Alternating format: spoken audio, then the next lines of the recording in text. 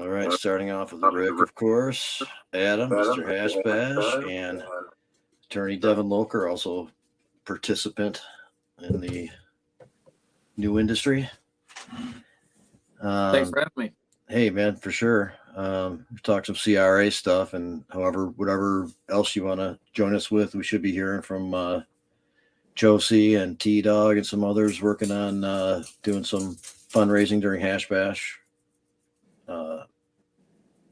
In part with Adam's help, as we discussed last night, and revisiting our. Here's Shelly. Shelly hasn't been on for a little bit, joining us, Shelly Smith, and talking about that type of stuff. But let's give a look at our sponsors obligatorily, and then we'll start talking about this stuff. Well, if you've been watching Jazz Cabbage Cafe, you should already know that we are sponsored by Stone Depot, Redemption Cannabis, Real Leaf Solutions, Detroit Nutrient Company, GrowGreenMI.com, Custom 420 Promos, and I have that awesome CultureClothing.club, and Meds Cafe. Nice. Perfect. Looks like, and Josey and company come around. We'll bring her on, but looks like Marlena's waiting here to come on and talk about GLEN and expungements and fundraising and stuff too soon. But I guess there's a couple things. I mean, since Devin started the show off with us, and we were talking about it a little bit before, and keeping that momentum going. We want to have a discussion about the CRA, the recent situation with METRC.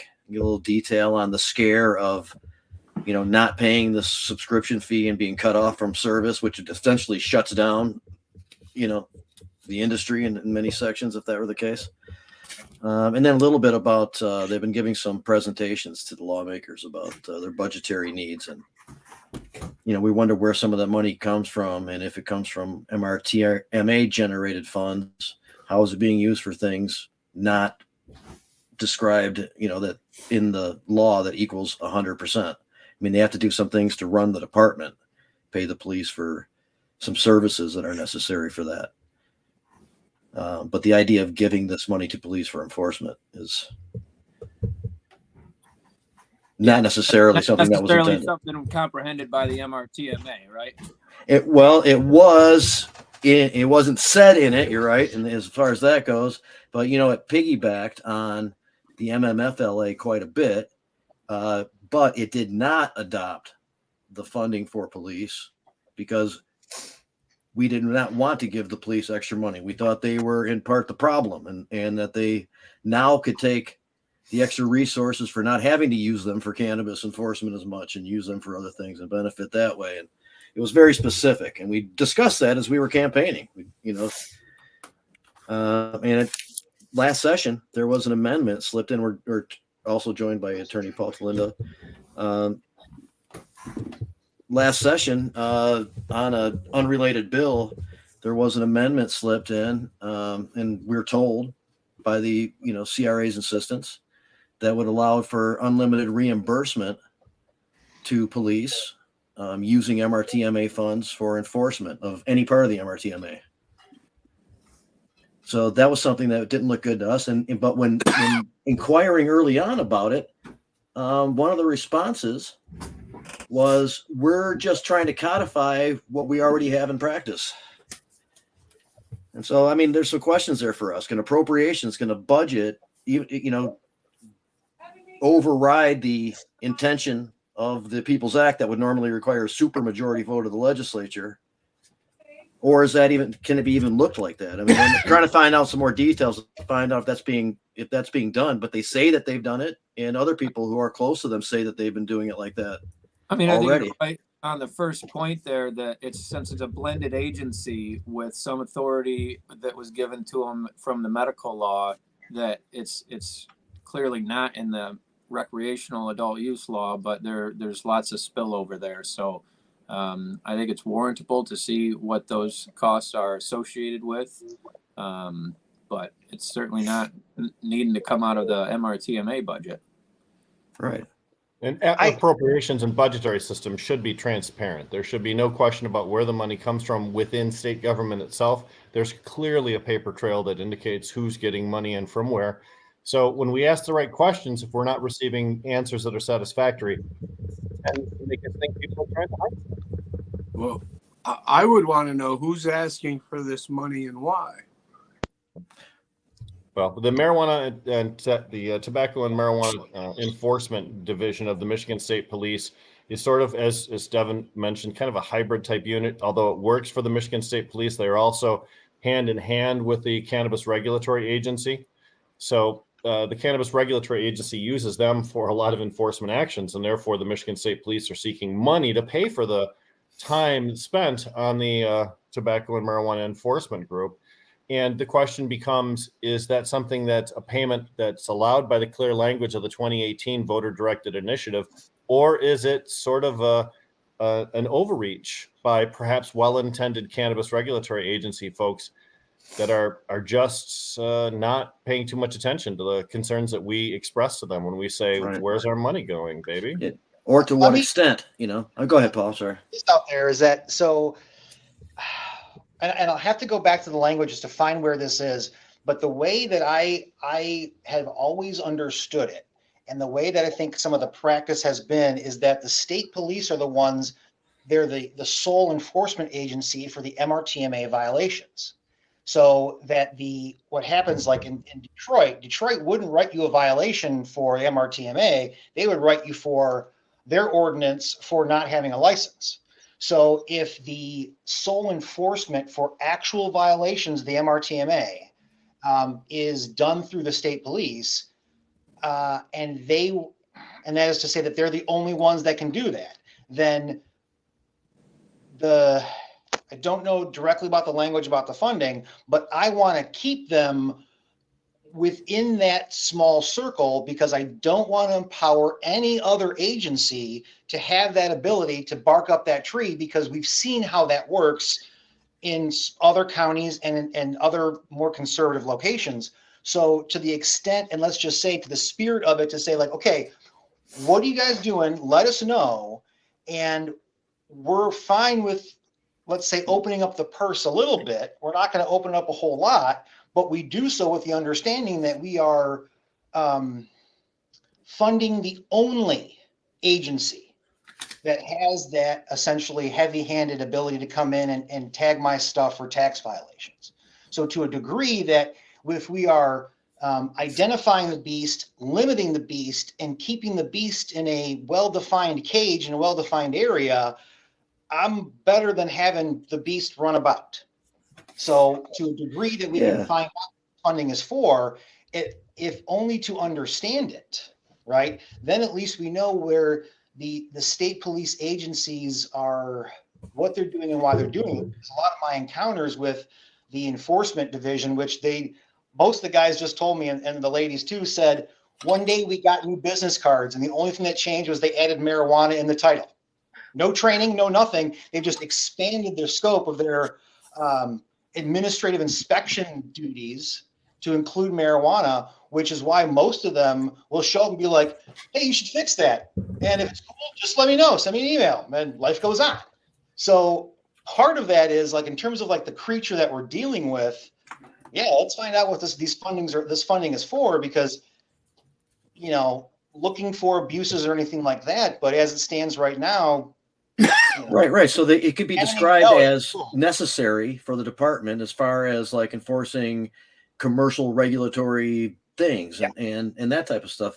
That's fine. But when they warp that to step outside and do something like a raid on Tui without understanding that he could be working under the Michigan Medical Marijuana Act or any number of things, and really do a bizarre destroy all the plants and take the tractor and all that kind of weird shit, I mean, they could, if they would have gotten away with their amendment last session, they could have submitted an invoice for that and gotten reimbursed. Well, and this is where it also comes into, like, which you bring up an issue, is that with the TUI thing, and I don't know enough about the details, but the TUI thing smells to me like there's still some funding happening from Operation Hemp, which is Help Eradicate Marijuana Plants, which is your Croptober helicopter flyovers. And I mean, there's a whole, like the aviation division and their dudes will fly over and have guys on the ground verify if they're licensed or not. They're not going into those situations with that information. So they're sort of approaching it with a shoot first, ask questions later. And I got plenty of clients that have like, hey, a helicopter landed in my backyard and they were gone in 5 minutes. I'm like, did you get a notice? It's like, nope, car drove by.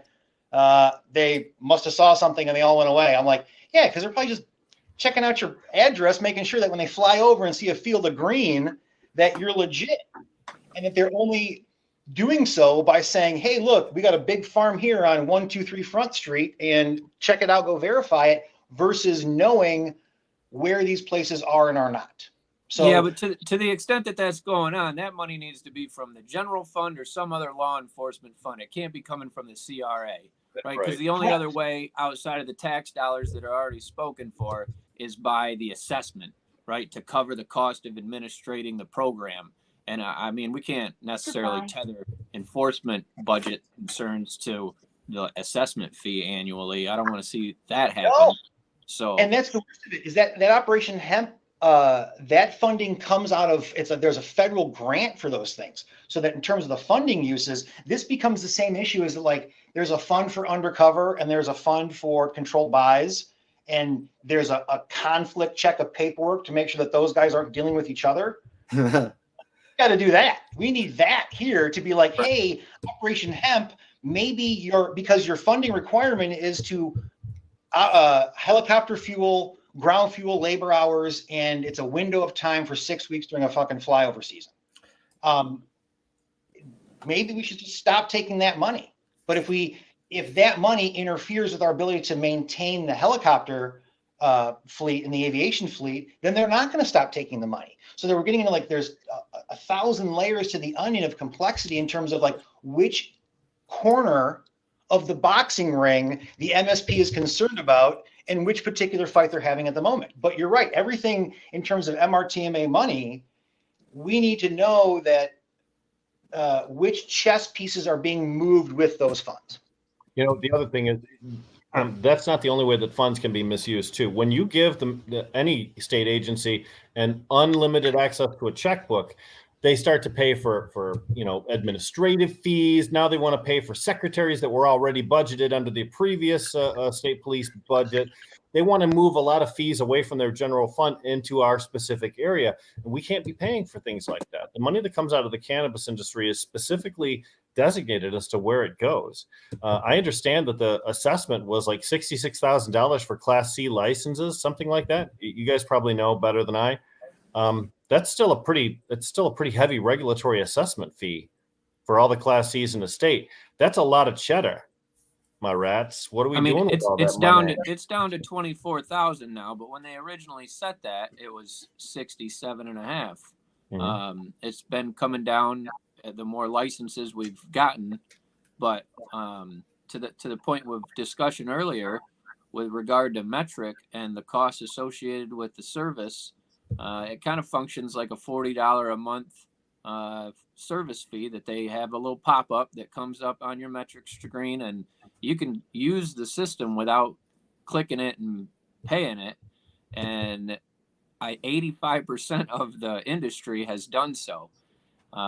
It's a real interesting time to reflect on 2017 when they were soliciting companies for how to operate a tracking system in the state and took different bids. It looked like Franwell Corporation, METRC's parent company there, had given them like kind of an option A, option B, and the option A had those $40 a month service fees billed to the state, whom is also the ones calculating their annual assessment fee that they're going to bill us anyways, and made the decision to charge us $67,500 for an assessment fee, and then the very next week find out that we're also going to have to pay METRC a service fee of $40 a month for the mandated tracking system that they chose for us to have to use. It's just about as bad as it gets from my book. There's an article of Hannah talking about how he's upset, and they're looking at if this is the service we want to continue with, and this other kind of posturing kind of It should statements be. and It stuff. should be. If we don't go back to a square footage canopy, something. I mean, I know the METRC or the Tracking Act has some specific language about how we got to track the plants. But if they got to amend that or revisit it to do something more ecological, right? I mean, there's a lot of waste with these tags, and there's already been proven that there's people willing to be bad actors to overt whatever tracking system they want to try to implement anyways. So the best we could do is get good operators in an efficient market, right? And these tags are about the end of it. So when Devin wanted to come on and talk about is a specific instance that happened here last week where just before, 2 days before the deadline, METRC informed the Cannabis Regulatory Agency, or the Cannabis Regulatory Agency informed all the licensees that they were due this $40 service fee on a monthly basis and had been for a while.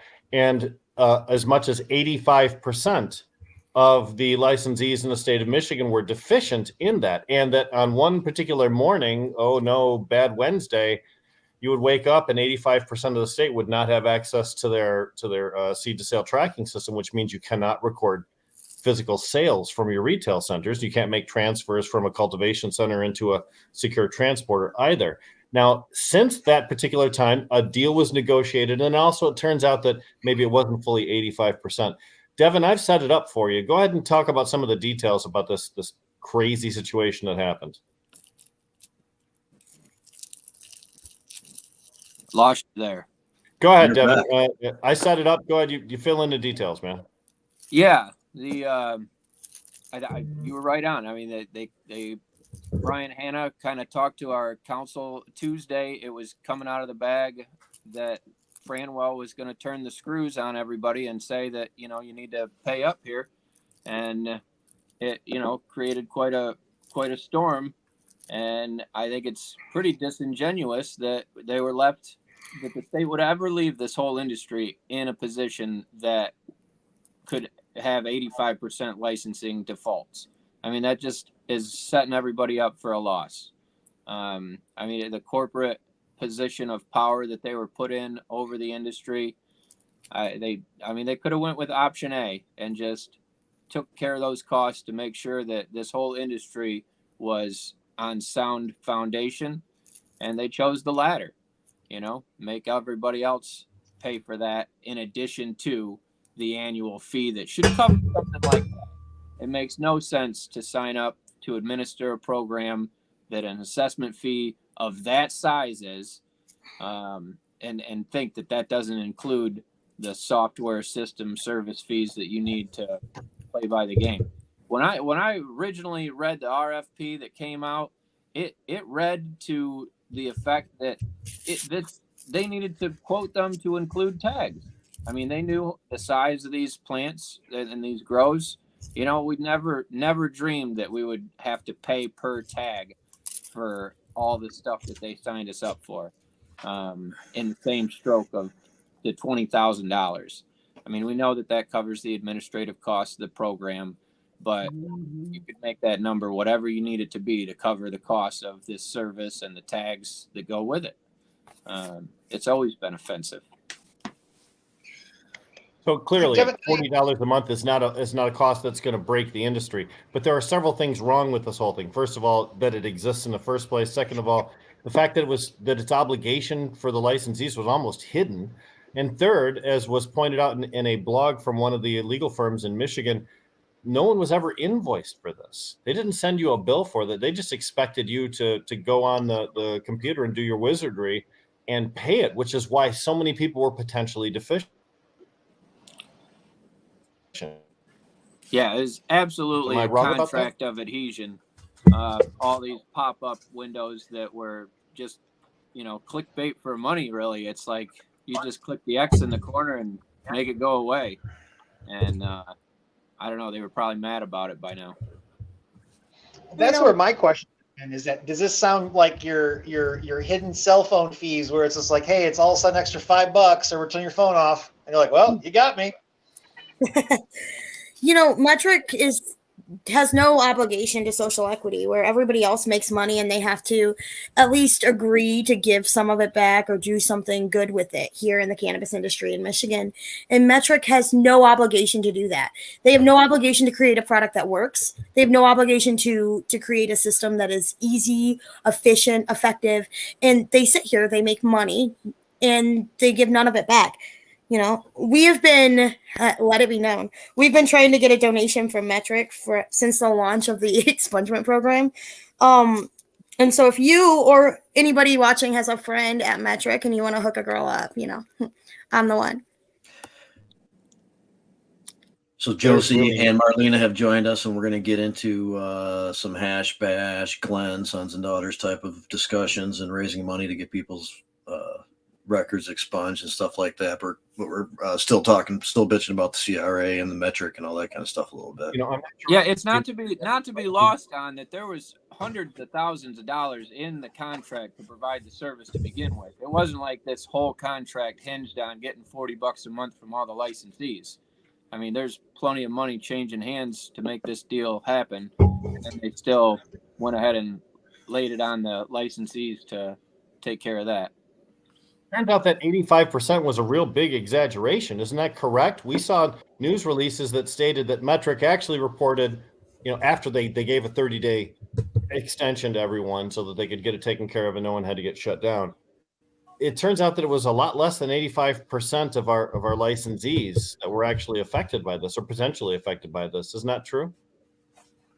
So I'm not sure what the saber rattling got them into compliance. I mean, I know of a handful that always clicked the X and never paid. And, within 24 hours, everybody was paid up. And I'm sure it just fell off a cliff. I mean, nobody was going to die on this hill, like you say, for $40 a month.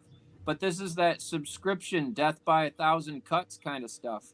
In the heydays of raising investor capital to get started and price per pound being what it was, maybe things didn't seem upsetting, but those kind of assessment fees should have these things in them. I believe I read afterwards that the true number of licensees that would have been affected was closer to 30% as opposed to 85, that they had actually misunderstood or miscalculated how many people would be affected, how many businesses rather would be affected. They had a long delinquency period too, it seemed, before they were really going to turn them off. So I'm sure there was ample companies that were in a grace period and, wasn't quite as bad, but it certainly had ensnared many. We talked briefly earlier in the show. I'm not sure whether Jamie mentioned it or Devin, you did, about Brian Hanna making overtures that we would potentially look at other systems. As much as their METRC users would like to have a different system to be able to use, what a monstrous undertaking that would be to try and switch over from METRC to another system. Oh, wow. in their RFP bid, they pretty much spell it out for the government that says nobody can do this like us. You're stuck. Just go ahead. We're the best. That's all you got. Nobody else is doing it better. I mean, oh yeah.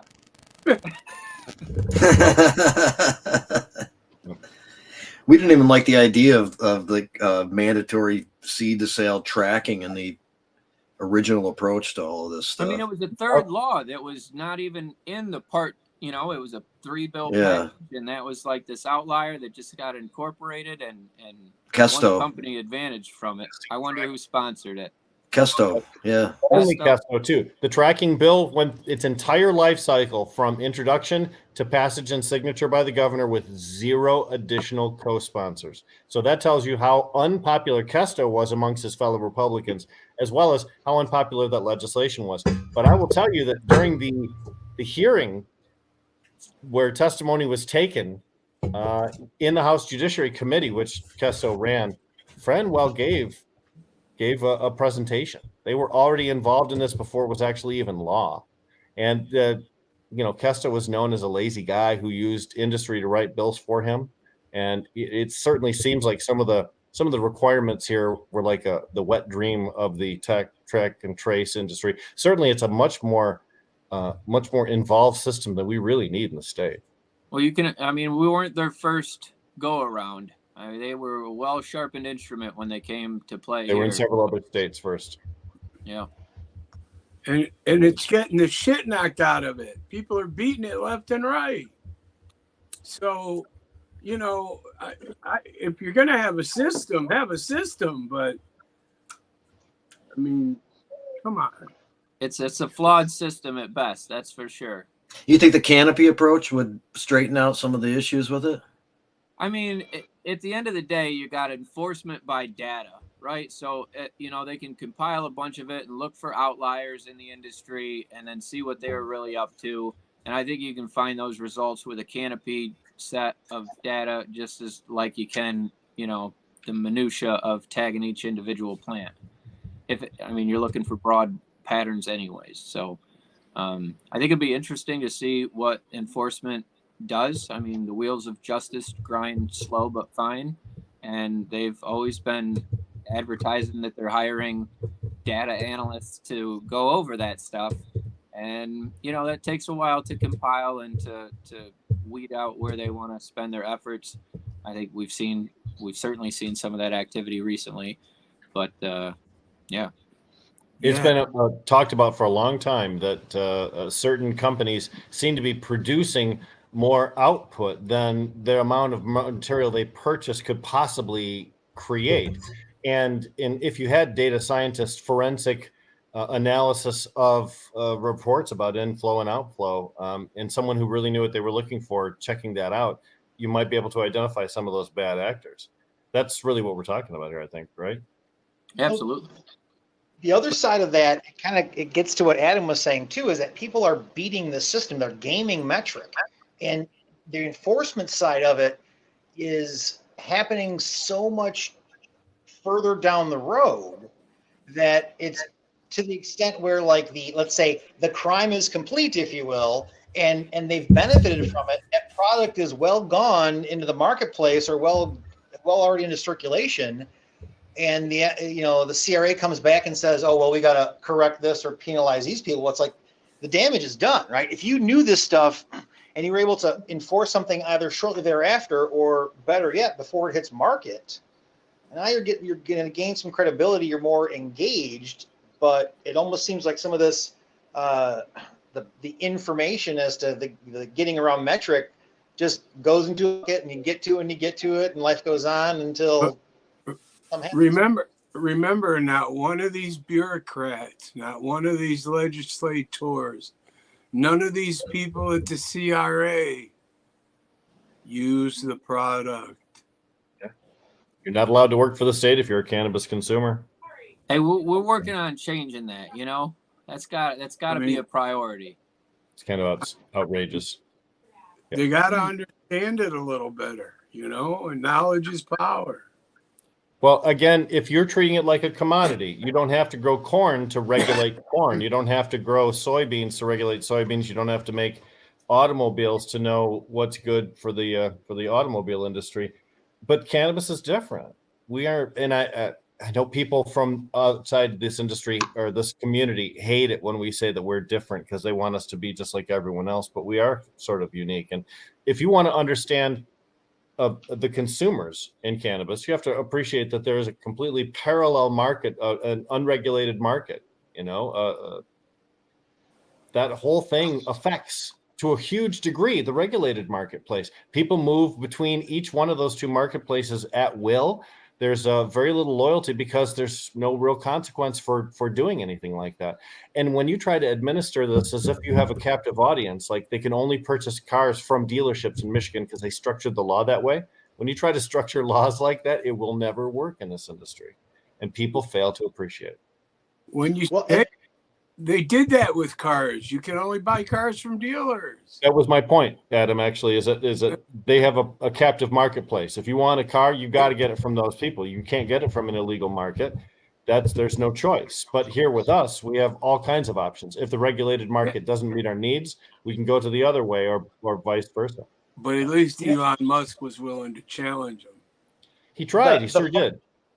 The funny part is that for a heavily regulated, non-competitive market, liquor, the LCC is remarkably easy to deal with. They're downright friendly at times, And it's a stark contrast to the way that the cannabis, the whole system works. I mean, the LCC is like, fill out some forms, send us your check. We'll call you with like a real helpful person that's going to guide you along the way. Look at the amount of money the Michigan Beverage Association spends on lobbying and getting people elected to office. They create a soft landing for themselves in Michigan government through their continued lobbying activities. We are too young, and we certainly don't have the kind of bread that those guys have to be able to spread around to get that kind of love. And plus, I think there's still a natural resistance by lawmakers because of the subject matter itself. Yep. I think that's it right there. Because I do believe if it came to sitting down with people and saying, you know, I need $30 million to buy disco, and oh, by the way, I need another million just to give to the lobbyists, I think that money would exist. The problem is that they're still against weed. They still don't want to. It's still reefer madness going on for these people. Right. Weed isn't quite boring yet. Alcohol's boring. They get it. They're over it. Weed isn't quite boring yet. It's still a little untethered. Cannabis as a topic for these politicians fails to rank in the top 10 issues anymore for any of them. So they just don't have the political time of day for it, it seems. And so Right. They don't view it as important as it is. They talk a good game and then attain office, and it becomes low priority. That's the common cycle. And to a degree, they feel that they've given the people have what they want. You have your legal weed, so all of the everything you've complained about in political mind has gone away. They don't understand the nuances or the right. And that's the difference between marijuana culture and cannabis industry. Right. They're not going to win any points by consolidating MMFLA and MRTMA. Nobody will notice, and they're not going to spend their time in office on a project like that. And certainly, we do have enough other issues in our society nowadays to command their attention. But yeah, still, they want to talk about shootings and guns, and I want to talk about psilocybin. Right. Yeah. We're getting And notice psilocybin is still, of course, making advances in the state of Michigan, city by city, as opposed to on a statewide level, which is the way that the cannabis movement was started with their success as well. Many people forget that there were 5 communities in Michigan before the medical marijuana law in 2008 that had already essentially decriminalized cannabis. Really, and that city by city approach is exactly what's being duplicated by the entheogenic groups nowadays. really good group of people, just methodical, getting good information out, working well with the local leaders, the whole thing, just doing an exemplary job. Yep. Science-based. That's what we see with the psychedelic societies. But Devin, as far as that goes, did you want to talk any more about the METRC fee, the specific fiasco that went on, and how it was allowed to get right up to the breaking point before any solution was sought? I mean, I think it's just an interesting tale that we'll have as a war wound around this industry and a learning curve. I'd be hard pressed to see any change about it. Right, we've beat everybody into conformity. I don't suspect that they'll choose option A and foot the bill for anybody. And the annual assessment seems to come down every year, so. It's not 67 anymore. It's 24. It's still a big number, but, folks are working with it. So, yeah. Devin, do you get the impression that perhaps what METRC is doing is just is big dog barking to remind you that they're there? It could be. It could be a little bit of that waving the compliance wand, like, you guys are thinking you're skirting us by not paying your invoice and manipulating our system, and they're mad. They got a bad reputation out of the national chess game that they're playing. And our former director was on CANRA, the national organization of regulators. And for a company like METRC to be found out for being easily had in the state of Michigan to a bad end, it doesn't bode well for all the other state regulators that are going to be looking at, $1 million contracts for service providers in their states. So, it's certainly They want to show a compliant market as well, and this may have been one of their tools to put a light on it, like you say. Boy, and those people do talk too. The regulators from each individual state sharing best practices and trying to figure out how to solve problems and things. So, enough people start complaining about METRC. METRC's not going to be that industry leader. Devin, you mentioned that they basically said in their presentation, we're the alpha. The rest of you guys are betas. You got no choice. Go run with the big dog. Right, that may not be true nowadays. They could use some competition. Lord knows. And that's a real problem when you consider the entire size of the Michigan cannabis industry. That's a lot of businesses to be able to switch over from one to the other. And goodness, I mean, well, hundreds in each individual industry, mostly. What is it, 600? It's a real entrenchment. And when you think about if we have any discussion along federalization, nationalizing this, I mean, that kind of company is going to be in that crosshairs to say interstate commerce. That's all our jurisdiction, right? We'll tell you who's shipping weed where, and how they make their money off of that every month, I bet. Well, certainly it's an opportunity for taxation. If you take goods that remain within a state, then it's difficult to impose a federal tax on it. But once it leaves a state and crosses the line, you want a record of that transfer so that you can tax them and to make sure that what left is what arrived. And METRC would be a system that would be considered for use in a federal system, in a nationwide system. I'm concerned that's an amount of data storage and handling that I don't think they're even close to being capable of. Come on, I can't even conceive of that. They couldn't keep weed illegal. How are they going to keep it legal?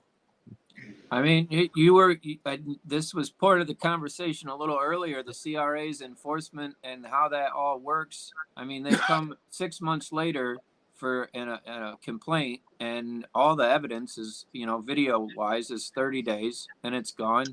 And you scratch your head. I mean, we spent a lot of money on these cameras and these security systems and bolt them to the wall and put a camera on them too, and all these redundancies for nothing when it comes down to what the enforcement agency is, needing to be armed with to go after those offenses and complaints. It's not doesn't make a whole lot of sense.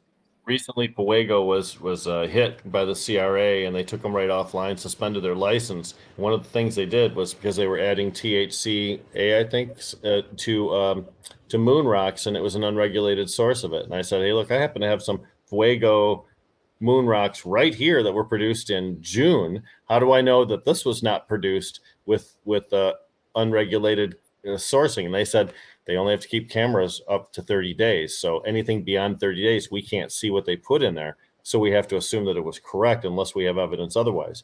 So your point about 30 days is exactly right, Devin. I mean, there's potentially lots of stuff on the market that they can't prove was bad because they don't have more than 30 days footage. And we wonder why our price fell precipitously, because there was these gaping holes in the system. I mean, this whole the Fuego effect, where the distillate price rises rapidly after you shut one down. I about died. Explain that, please, Devin. That is intriguing. The Fuego effect. Talk to me about that. I'm sorry, Adam, I interrupted you, but this is wild. They have to know to go to look. Yeah, they do. Yeah, they're not watching in real time. Yeah. Right. Kind of a coin discussion around what happened after there, and it's not necessarily the one that got shut down, but to the extent that other people saw what happened and decided it was time to quit. We saw the price per liter distillate go from down to 1,500 back up to 2,500, and quite a stunning reversal of what it was doing for the last 2-3 years. So I thought that was a funny comment that was out there. Well, that's kind of crazy. You're talking about that's a 66% increase in price, going from 1,500, adding 1,000 to it to 25. That's a 66% increase just because of a single raid and the shock waves that it sent through the unregulated actors out there, huh? Wow. Yeah, and you talk about what was in the system originally. Like the 30-day window, folks would take an opportunity and seize it. And then, we're left with a lot of legacy inputs that distort the price. I mean, and I gather that it's probably more than just Fuego. So to the extent that they've found a way to scare that into smaller recesses of the industry, maybe we'll have more stable market, I guess. I just can't see it being worth risking the license. For all the headache these guys go through, you thought for sure, I mean, I did, that nobody would really be that dumb. No, Man, they don't care at all. They don't care at all. This is what happens when you've had a couple years without any consequences. Okay, people slid. I was willing to tolerate this in June. I'm going to be a little bit more bad in August, and by December, I'm going to be full blown. John Wick. We know we should have never cut the caregivers out to begin with. We left those people with all the skills and no industry. Right. Well. Yeah.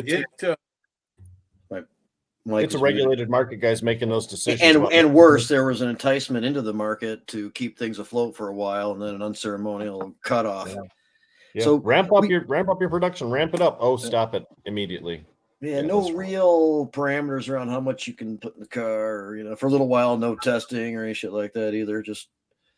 But we want to. We've had Josey and Marlena hanging out here for a little bit too, and there is discussion umbrellaed under getting people's records expunged, a couple of events to raise money, and a whole bunch of stuff surrounding the Hash Bash weekend, and before that, the Sneakers Ball at the Hot Box Social coming up. And I know that Josie's been making her rounds, and she promised we'd have an update soon with maps to show and all types of stuff. So, and Marlena, friend of the show, back on, kind of media communications person for GLEN, does a great job, and glad to have you back with us also.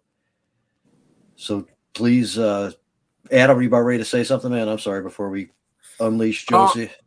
No, I want to go to the sneaker bowl.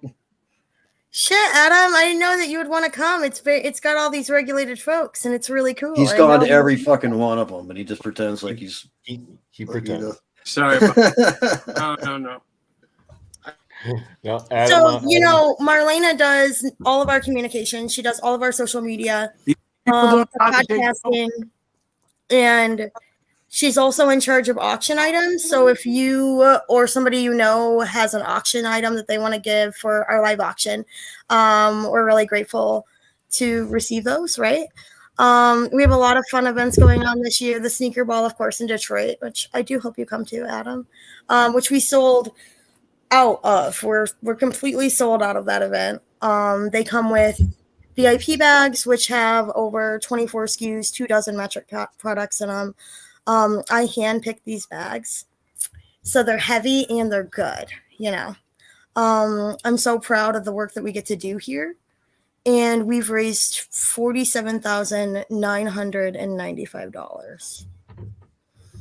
So, which is a number that traditionally pisses Adam off.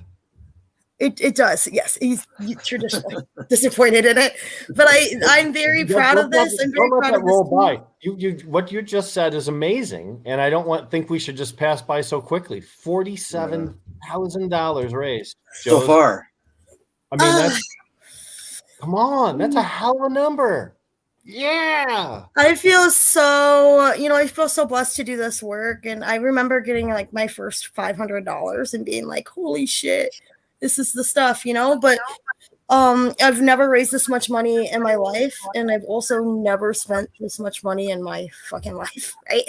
And Paul knows that expungements are more complicated than what they've been advertised to be, and that people sign up for these things and they don't really understand the all the aspects that go into it.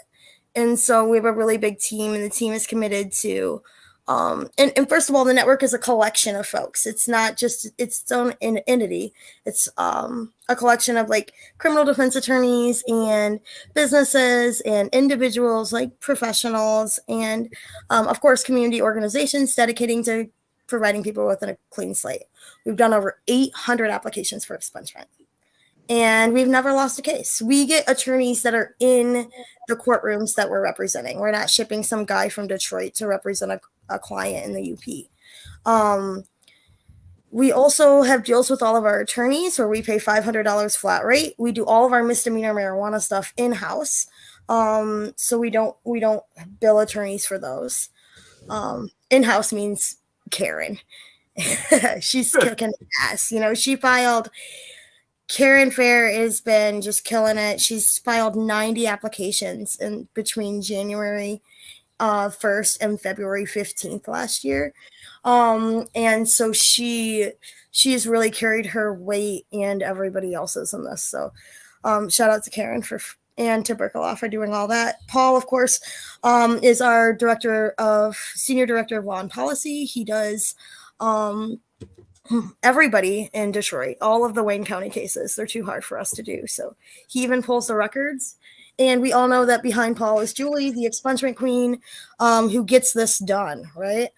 And Paul has we came to Paul and we didn't have any money, and he let us run up a fuck of a bill and allowed us to pay on filing and pay at court, which is a 7-month, window. It allowed us to raise money and to support people until we could get there. And so that's what the network's all about. And it was never, I think that we got into it and we all thought it was going to be something it wasn't, right? Maybe it would be cool or fun or easy enough. Paul, are you having any fun expunging records? What's funny is I'm having a ton of fun because there's a certain aspect where you still have to fight the government, and that's still fun, right? Where there's some resistance, there's some reluctance, and that usually either a judge or a prosecutor outing themselves and their bias that you can really you can confront them on and make them uncomfortable, and eventually you'll get the result.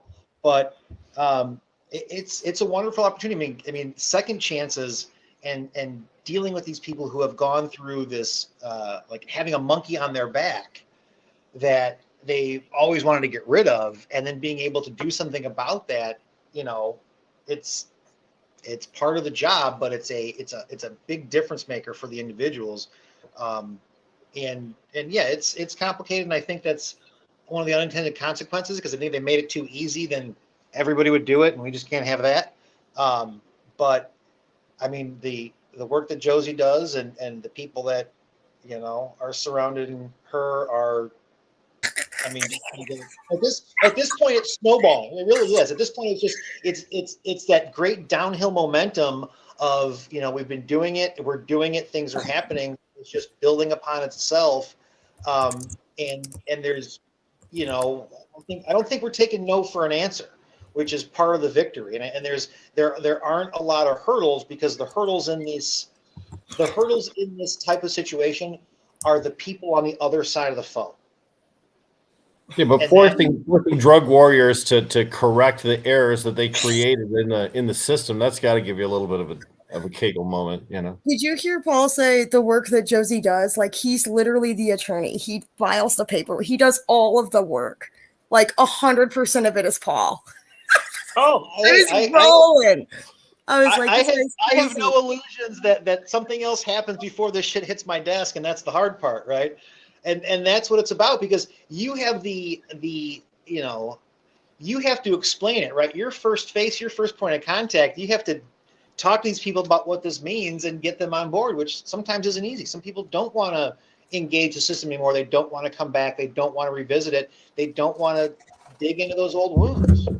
Can we talk about that? The fact that everybody has their own role, and what they do here, they do very well, right? So nobody gets paid at the Great Lakes Expungement Network. If you go and donate on GreatLakesExpungementNetwork.org, 100% of that money goes back to expunging records, whether that be pulling records, paying for fingerprinting, doing the notary stuff, or paying the attorneys directly. We have fair and predictable prices, meaning we know exactly how much a client will cost us and how long it will probably take the exact minute we get it. And we're receiving 75% discount for most of these, or more for most of these people. We file per application, right? So nobody goes to jail one time. I don't know if you've heard a myth that like prison works, but it doesn't, right? So we're doing multiple expungements and we're seeing an incredible success rate. And what we noticed was, it is hard as fuck. These courts are created to, expungement is assumed, right? If the system works, then you should be able to be redeemed by said system. And most judges, all judges we appear in front of are like, hell yeah, expungement. And that's because we file them correctly. We know where to file. We know how to file, right? But the court administrators are the ones that are in charge of how they receive filing. And that is the difficulty for everyone. If you do not know how to navigate with these, I have sent bitches cookies. I'm like, please send me a record, by the way, LOL, but for real. And it worked. And that's a tip for you, Devin, in case you're like trying to work with the creative and just really the mission. We're all very results oriented and analytical. And so we were doing so many things, and Paul was like, give me more expungements. And I gave him a whole bunch, and he was like, wow, this is a whole lot of expungements. And everyone was like, well, what if you did social media? You could raise money from this. And I good at some things, mostly smoking weed and determining eligibility for expungements, but not social media. So we brought Marlena on. And Marlena has a personal experience for cannabis. You know, she survived breast cancer at a young age, and coming out and using cannabis and helping other people at the dispensary she worked at use cannabis themselves was really special to her. And a lot of people get into this for personal experience, right? For me, my dad spent 20 years incarcerated, so all of my work, my life's work, is all about helping formerly incarcerated folks. It does get overshadowed because I do like weed a lot, and it's easier work, you know. But that's the mantra. It's from personal experience. But for Marlena, it comes from wanting to do good in the community. And the same for Jamie and like Paul, and you know, when you get in something like that, it takes like passion and grit, and we've the best team ever. So Marlena does all of our social media. She should be doing this podcast by herself. I just saw the guest list. So I was like, ooh, me too. And she is, God, she's created so much engagement, and so many people reach out to us for this sponsorship. They're like, oh yeah, I see you on Instagram all the time. So I'm so glad to have Marlena on the team. Marlena, when you joined GLEN, what was it for you that you were looking most forward to? I think just getting to engage more with the community. Like I was seeing people on a daily basis, like to buy weed at the dispensary, and like, you know, get to learn their stories, and like wanting to just engage more with the community. Marlena shows the fuck up, dude. She's the best. So Marlena is doing all of this background organizing for the sneaker ball, which I want to talk about next if we can. We're all going to be there, right? I'm so excited. And at the Black Tie Social, it was my first event that I've done that was big like that, right? And Marlena just kept following me around, being like, Josey, will you please do this one thing? And I just kept, you know, running around and forgetting and like whatever. And so this time she was like, Josey, I would like to do the auction stuff, and it was well deserved. And so the best thing that you know, she's relatable, she's approachable, and she's responsible, and she's the one in charge of auction items. So if you need or want to donate anything to our auction, please reach out to Marlena at GreatLakesExpungementNetwork.org. Also, I'm sorry about how long the email address is. It's terrible. We're gonna have our sneaker ball at the Hotbox Social. Rick, did you go there for the Harry's event? I did. I went there for one of Harry's events, yes, and it was quite packed and very nice. I've been there twice. You love it? Yeah. Me too. It's a beautiful space. I would do events there. It's a legal licensed venue. And they've been very supportive. Our original invoice was like twice as much, and they were like, you know, we're gonna work hard on it. Shout out to Sam. We're gonna work hard on this to make it an event that you can make money off of. We want to be a part of this. We know people that have criminal records that's gotten expungements. And so Sam pedaled to the ground, and we've got that invoice down half as much. So we're spending half as much money on the actual event, and we sold out of occupancy pretty quickly. The ability to host a legal licensed METRC event, it was not really my realm. Prohibition doesn't work for me as well as it does for other folks, right? So when we were checking them out, they were like, how are you going to get 24 SKUs in 200 bags, Josey? And I don't know. Like, don't buy weed from me. Math doesn't math out. And so we were really excited to be able to not only handpick the things and choose things that were either continuously providing resources to GLEN, meaning you can buy these products like Sugar Bush or Relief Solutions, and that money goes back to the Great Lakes Expungement Network, or that they were fucking good, that my mom would smoke them, that you would smoke it and be like, shit. What the fuck is this, dude? And then you would go to the store and you would buy it. And that is the whole intention of this. So we've got a lot of really great brands, things that I've never heard of, things that I've never seen before.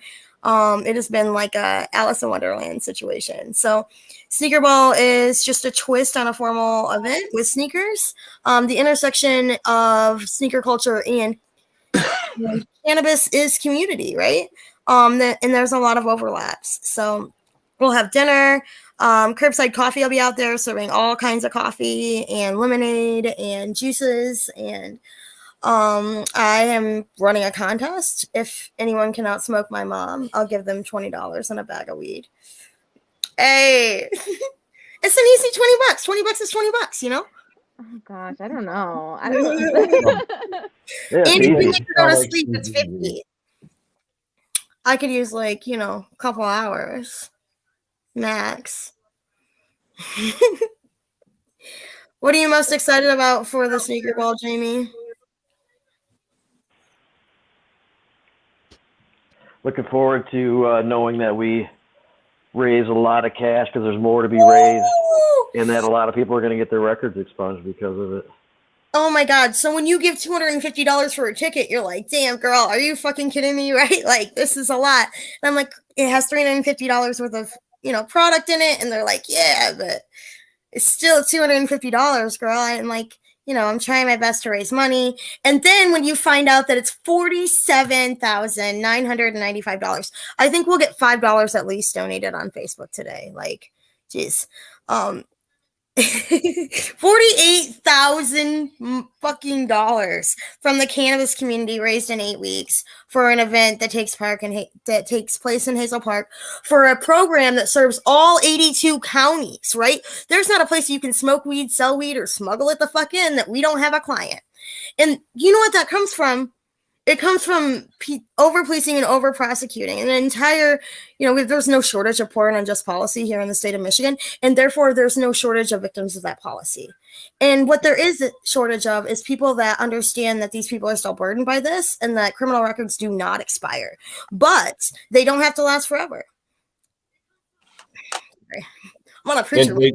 They shouldn't last forever either. If you paid your debt to society, that should be it. I happen to read about another state that just recently enacted a rule which disallows even traffic police to have access to records once they've been expunged. Now here in your law enforcement information network, there's still a record of your criminality, even though it's technically expunged. But in other states, they're taking it a step further. So really, in any kind of an encounter, they don't have the ability to know what they're not supposed to know. Ooh, Rick, you know what it is? There's no way to expunge your fucking driving record.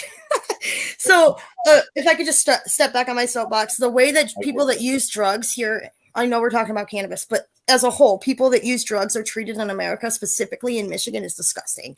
And here, if you have a drug crime at all, you lose your goddamn license. And so it's also added on your driving record. There's no way to expunge your driving record. And I can expunge your DUI, and it's still on your current driving record because it's only 5 years for a DUI, and it's 7 years for your current driving record. Your master record will always exist, but most people just give a shit about your current one, right? What's in the last 7 years. But drug crimes will always fucking be there, even if they're not related to traffic, and even if they don't have a fucking license yet. Oh my God, it's the worst thing ever.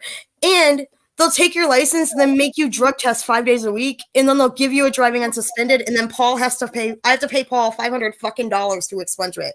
It's like it never ends. But that's the system. That's what it's created to do, right?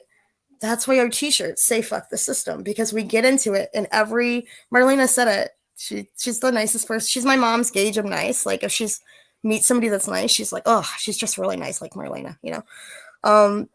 But Marlena said it, like, fuck the system, dude. This is just fucked up. I can't believe this is created and promoted in a way that is accessible when it is not, that is affordable when it is not. And it's not promoted in a way that it's necessary for the reasons that it truly is, right? Which is so much more than, hey, I want a better job, or I deserve safe housing. I played in college baseball. I should teach Little League for my kids' fucking sports. What the fuck?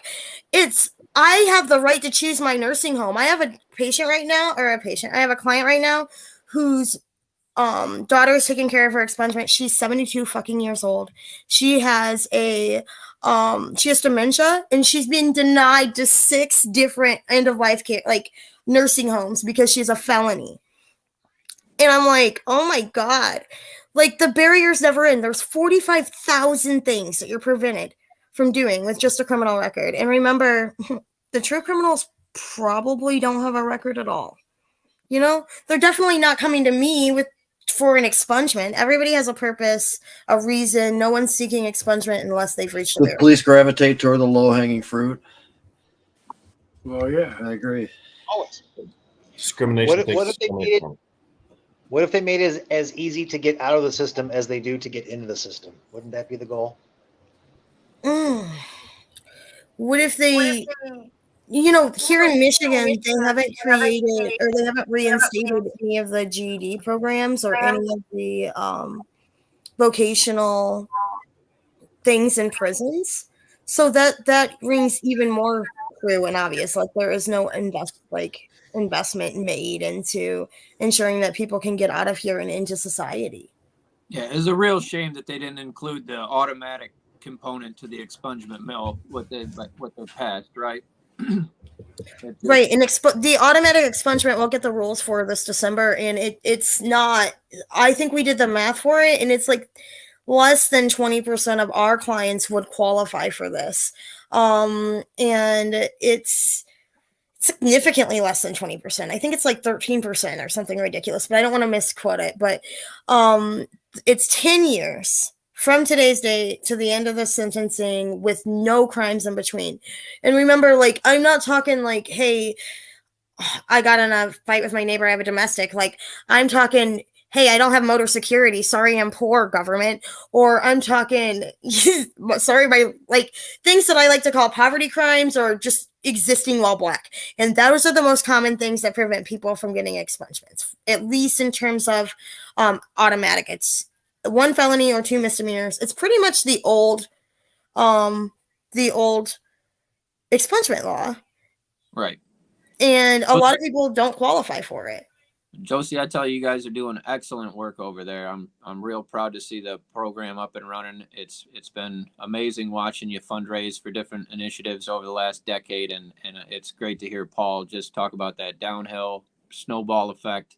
I wish you all the best of luck, and if there's things I can do over here in Kalamazoo, go ahead and let me know.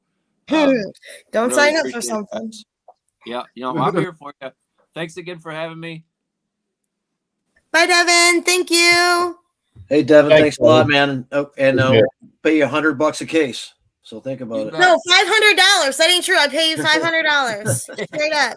I was trying to get us a better deal. I got the terms. Standard only, man. I'll do 1s and 9th and 8th. No, yeah, I'm there all the time. So no pressure. Yeah. Thanks for coming on. Thanks, Devin. Appreciate it, man. So fun. $700. Jamie's trying to lowball our friend. That's nice. Thank you. That's pretty funny. Paul will tell you we're already lowballing at 500. That is an incredible prize. It is definitely more manpower. Yeah. There's people in the office that contribute. Kids, I can fight for free. That's It's worth the battle. It really, like I said, it's a good fight. It still is, you know, and it's kind of a damn shame that at this point, when you are statutorily eligible, that you have still to go in there with sword and shield and say, let's fight. And, you know, ideally they should grant it, but they're, you know, I get clients that are freaking out like they're not going to grant it, or they're concerned about it. And that's shouldn't be part of the process. Well, remember, the legislature didn't really want to add all of this in the first place. They were sort of forced to add this to the expungements. They were going to do, you know, they want to expunge DUIs and they want to expunge, you know, crimes like breaking and entering. They didn't really want to have this added. So we got the best deal that could be possibly gotten out of that legislature. And it was just so reluctant on their part. I'm sorry, Josey, you were going to say something. Well, that's the thing, is that these things run in. First of all, there's no example of the state or the government or the court or the police working in your favor. So hell no, they don't think they're getting an expungement. I talked to them. I'm like, dude, I've done 800 of these. I'm expungement queen. I know for a fucking fact you're getting an expungement. Here you go. Call my friend Paul. XOXO. You know? And they're like, hey, I don't think so. And so Paul will be like, hey, this is going to work. I know the judge. We're best friends, whatever his bullshit is. And they'll go in and the judge will be like, oh, I grant this expungement. And there's at least 3 minutes where they are just in complete disbelief. And then here's the next thing that happens, right? Holy shit, this runs in neighborhoods, it runs in families, it runs in generations, and these people are proud of it. This is something they never thought was going to happen. And so what is intended to be a program that prevents people from knowing that they have criminal records turns into a program that they are shouting about from their fucking rooftops. And, you know, they're bringing me their cousins and their neighbors and the goddamn and Kyle who bags their fucking groceries at Kroger, and it never ends, right? Because there's 2.5 million people here in Michigan with a criminal record, and each and every fucking one of them have families, right? This is, and make no mistake that that's who is paying the price of you not being able to get a better job, of you not being able to get into college, of you not being able to get safe housing, of you not being able to go on a field trip. The only people that pay for a criminal record are the families and the people that are left behind. Josey, you talk about that 3-minute pause there. That's, people are shocked because they don't actually believe that they're going to see justice out of our justice system. And when they actually get justice, it's such a surprise to them because they just have not experienced that before. If you've already been through the criminal system, you've already been in jail. If you have a crime that needs to be expunged, you've already been exposed to all of the fuckery and mayhem that is our current criminal justice system.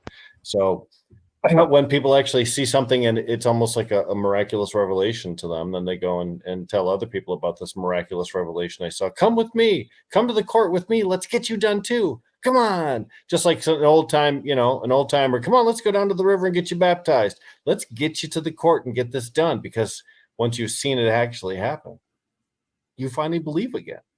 You know, and that may be the unintended consequence of the expungement system itself, is restoring even a little bit of people's faith in government, because justice finally gets served, especially to people who've never had any reason to believe that justice exists in our system at all. So it changes how they feel about cops, how they feel about cannabis companies, how they feel about attorneys, how they feel about me in a wheelchair. You know, it changes so many things. And I have met people, like I went to the Niles event and there was this guy just shouting about Sons and Daughters United being the shit and expunging their record. And I said, who are you? And he said, Josey, it's me, Dan. And, you know, believe it or not, I have more than one client named Dan. Like, I was like, oh, you know, and this guy was shouting from the rooftop the job that we had done for him and the way that it had worked out, and that he was now able to do, and, you know, he was at our Black Tie Social. He spoke there, and he tells a very moving story in there. And it's the ability to be a whole person. You know, it's the ability to be recognized, to not be shameful. It's incredible. And I've never been a part of anything like this. You know, we all worked together to legalize marijuana. We were on the drafting. We did a lot of really cool shit, but nothing that took 7 months to change their whole life. What the hell?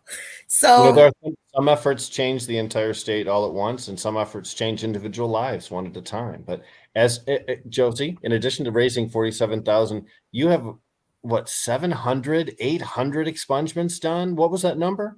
yeah, 800 expungements done. We've done like over 1,400 screenings. About 64% of everybody that is eligible or that applies for the program is eligible for expungement in some way. We'll take half of those as full service clients.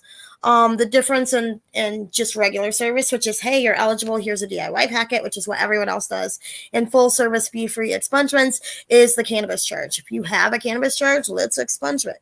If you have a misdemeanor cannabis charge, let's do it today. Have it done in 65 days. Okay. We'll get Kevin to file on 8th and 9th. Let me just get in here that people's noticed, I'm sure, for over the last hour that Shelly's been hanging around but not actually saying anything. It's because she's observing and she's contributing via the private chat and asking questions because she is ill and can't really speak right now. So I'm afraid I'm going to cough, so I'm trying to keep the mic off. There you go. Well, I'm blowing smoke, so you might be coughing. I have to tell you, though, I was in Asheville. No, where was I? I was in Illinois at this Airbnb a couple of months ago and got Delta 8 products at this adorable little dispensary place there. And I've never really messed with Delta 8. And these gummies I totally forgot I have. And I didn't want to smoke. And I took like half of one of these Delta 8 gummies. And it turns out they're very, very strong. Hit you good, huh? That's my report. Nice. Some people say it hits them a little bit more mild than regular, gummies, and that's why they like them, kind of. I'd say mellow. I'd say mellow, very like chill and mellow, but strong, significant. Nice. Well, I'm glad it worked out for you. That's cool. Yes. No regulation on the Delta 8, so that's a synthetic. But I really love. Josey and Marlena, both of you, I would really love to do a little short reads and weeds so you can talk about your organization leading up to Hash Bash.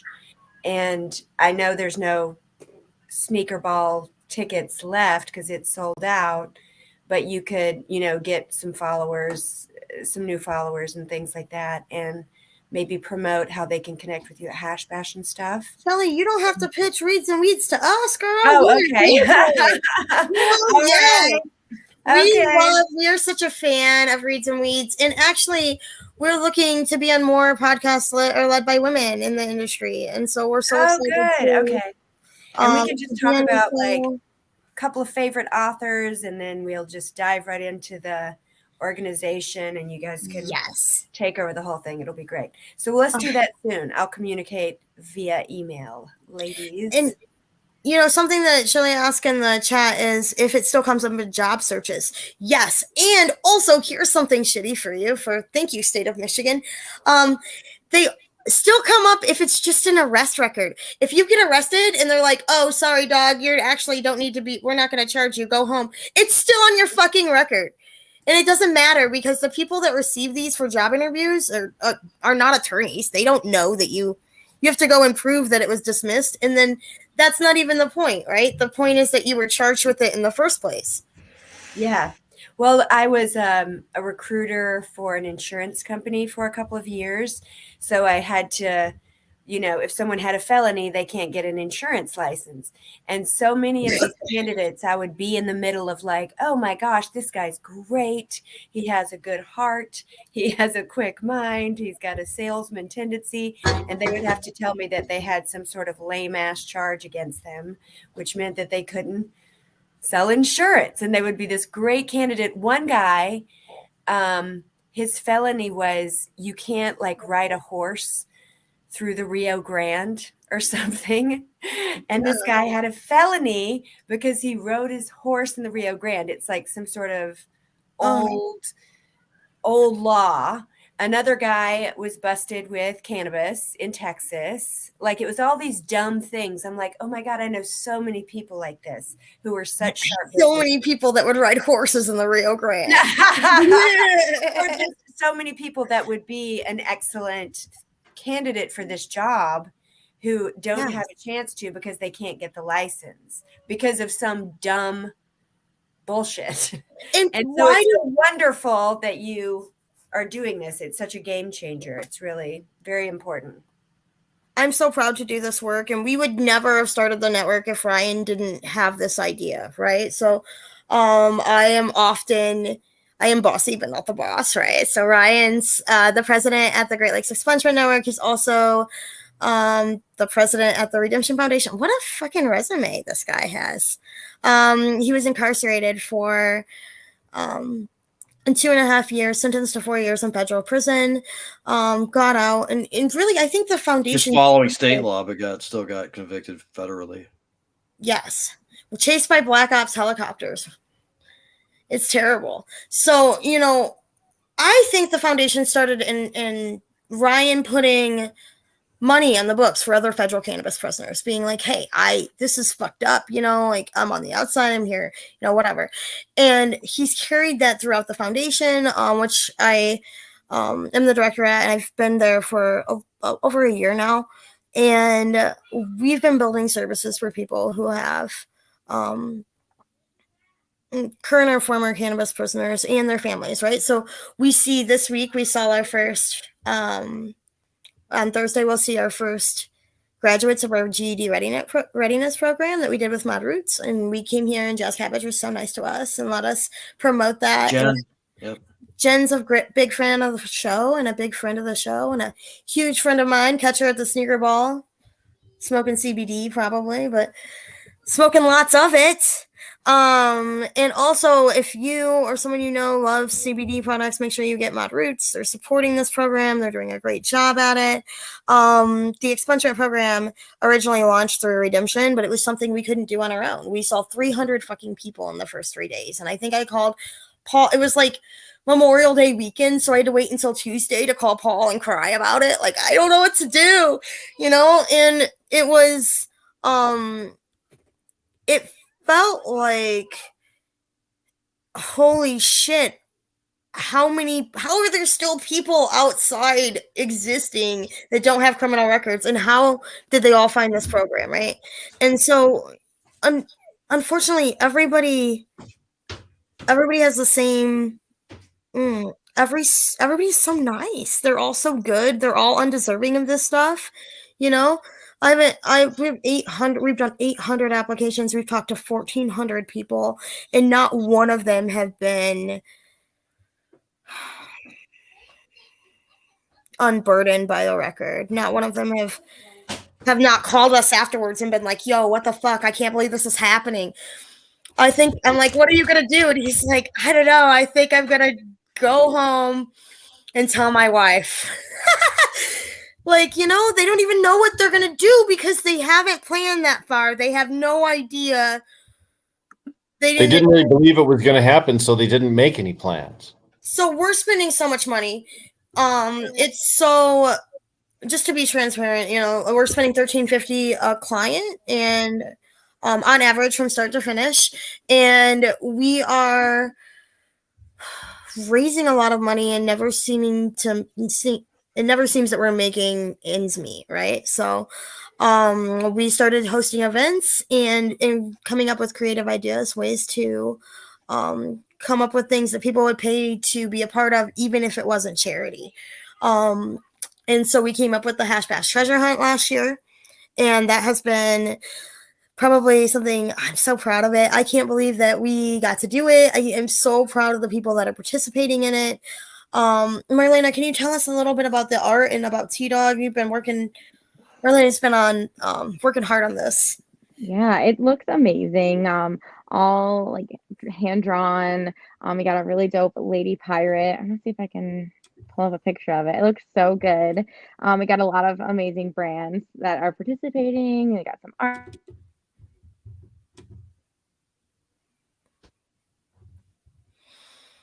Yay! Oh, this is so fun. So you go to each spot and you receive a free gift, a penny gift, in case Laura is watching. Do they get some sort of do you have to take a selfie at each stop to prove. Oh, it's not a scavenger hunt; it's a treasure hunt. Got you. Yeah. Okay. You're just Love picking up the treasure, which just so happens to be weed and Oh. weed accessories. Cool. And so you go to each spot and you receive a free gift. And it was important to us that we provided gifts that matched the program we were putting out. And so we went to people and the real pitch was, yo, I can't do hash bash without hash, you know? And it was so, there was, all I had was hash and hash. I was like, damn, I had to call people and be like, man, could we maybe do a pre-roll or something? I don't know, man. This is a lot of weight to carry around. So it's 13 different spots. It includes a free ticket to the Hash Bash Cup for a single day. And thank you to Adam for that. I'm so excited to talk about Hash Bash Cup too.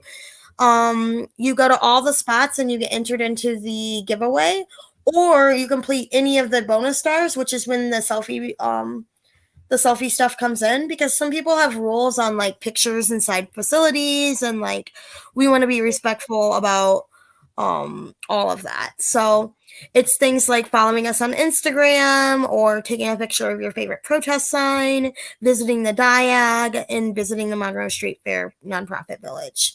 I'm really proud. The thing I'm most proud of is that this map has been supported by all 3 events. So I immediately called Adam and I was like, you know, I want to do this. I want your support. I want you to think this is the shit. And he was like, this is the shit, Josey. This is fucking cool. Lots of people would try to do something like this half as cool and make money for themselves. Like, this is awesome. And Adam is very supportive in it. And I went to Charlie and Charlie was like, hell yes. And he was very supportive last year. So I was glad to have his support again. And of course, the whole team behind the Diag has been incredibly supportive of the map. So it's more a part of Hash Bash than it is its own thing. Whereas if somebody just came in and did this, some guy, I always picture like some guy from Florida just like coming in and making a all booth pre-roll fucking map, and you know, it wouldn't have worked out the same. It would have ripped off really everything that Hash Bash is. And so it's free weed. I know free weed's the best weed, but it's also good weed. I've got hash rosin, infused pre-rolls. I've got specialty edibles. I know that there's some redemption pre-rolls in there. We got some Mafia Funeral popping out. Lots of things to pick up along the way. And then some new innovative products that, you know, maybe you haven't tried or maybe you couldn't afford to try. Thank you to like Light Sky Farms and to Archive and to our friends at 1906 and of course Triple Phoenix writing something cool. Triple Phoenix for sure. Everybody, all of our retail partners we worked with last year are returning, and we have 2 new retail partners. So Sticky Ann Arbor, which just opened, and House of Evolution, who's, you know, the GOAT when it comes to finding hash in Ann Arbor right here. So the best thing about it is they're $40. So they have a $200 value. Their Hash Bash ticket alone is worth more. And so coming to this event, supporting the Great Lakes Expungement Network, getting great products, trying some of the best stuff in Michigan METRC. And, you know, that's kind of what happens when you get to the, when you get done with Hash Bash. It's like, what do I do next? So the ticket to the Hash Bash Cup is $50. Shelly asked what the Hash Bash, it's the Hash Bash Cup ticket. And so you can do all this and then you end up at the Hash Bash Cup. Yeah. It's really cool.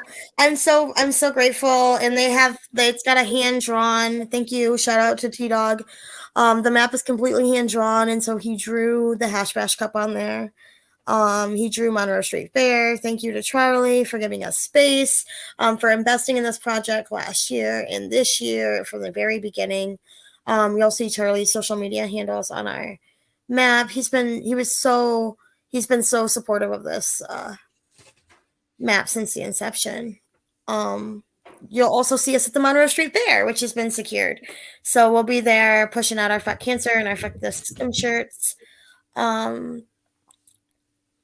and we are the premier nonprofit at Hash Bash Cup. And that was all Adam's idea, and I'm really grateful to be a part of it.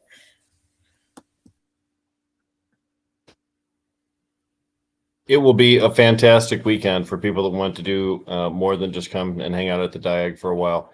Monroe Street Fair is more than 20 years old, so those two pairing together has been going on for a long time. And the Hash Bash Cup is now multiple years going on as well. So folks that are in the know where to go, and the Hash Bash treasure map will tell them so. I had one more line, but it was dirty.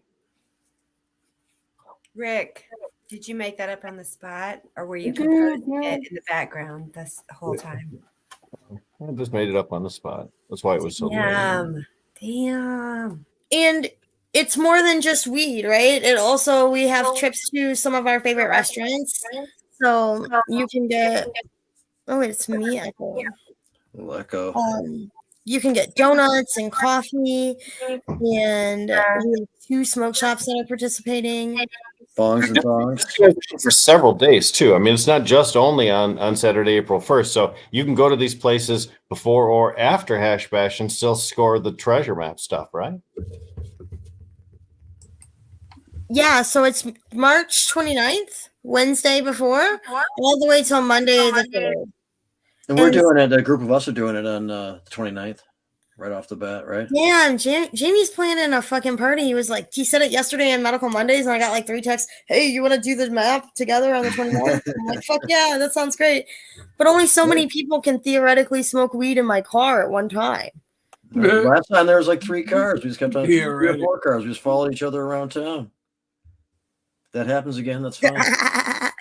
And it looks like Shaw's going to come with us, so. And in Ipsy, she might as well just hop on.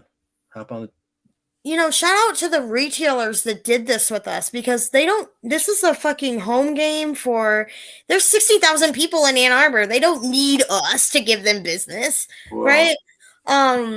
This is something that they could have easily said no to, but they were all eager to participate.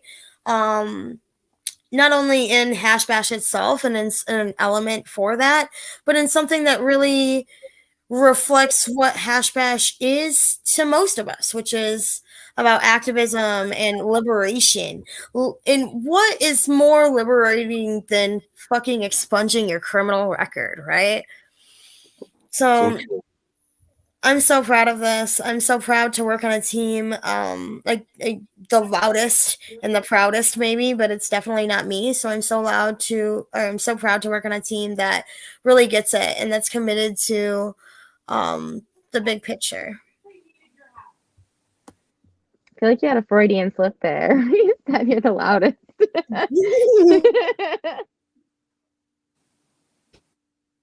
Definitely the loudest. You're muted, so you're not the loudest at the moment. Thank God. Jesus. So you can buy the maps at sonsanddaughtersunited.org/hashbash treasure hunt. That's sonsanddaughtersunited.org/hashbash treasure hunt, or Ticket Stripe /GLEN treasure hunt. So after Sons and Daughters, what is it? Map treasure hunt, you said, or Hash Bash treasure hunt? Hash Bash treasure hunt. It's the name of the thing. It's so long. I'm so sorry. You can also, the thing is though, if you put too many weed words in like any payment processing thing, it won't work. Wait a second, this isn't right, is it? Hold on a second. No, it's not it. That's my email address with the register. Web address and email. There we go. So Josey, sometimes you have been known to have big box of treasure maps and sell them to people as you meet them, right? Is that something that we can do too? Like if we wanted to join in on the 29th, like Shelly's going to, can we just get one from you at the time? Hell yes. Yes.